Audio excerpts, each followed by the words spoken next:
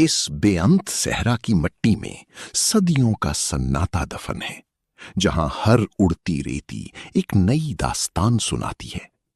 और इसी वीराने के एक छोटे से गांव में जमान नाम का किसान अपनी मट्टी से रिस्क निकालने की जिद्दोजहद में मसरूफ था।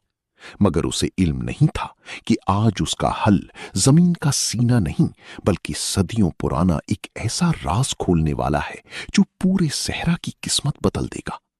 जैसे ही उसकी कुदाल एक सख्त पत्थर से टकराई, तो जमीन के अंदर से निकलने वाला वो काला गाढ़ा तेल सिर्फ दौलत नहीं, बल्कि जमीन का रसता हुआ नसीब था, जिसने निकलती ही फव्वारे की सूरत में आसमान को छूना शुरू कर दिया।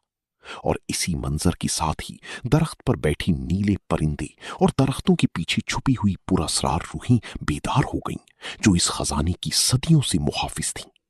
जमान की हैरत डर में बदल गई जब उसने देखा कि तेल की इस कुएं से सिर्फ पैसा नहीं, बल्कि एक अजीब सी ठंडक और खौफ फैल रहा है।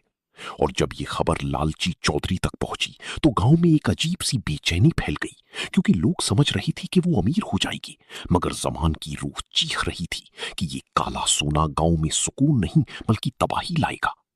हर सीन में वही पुरअसरार रंग और गहरी परछाइयां हैं, जो इस दास्तान को मजीद खौफनाक बनाती हैं।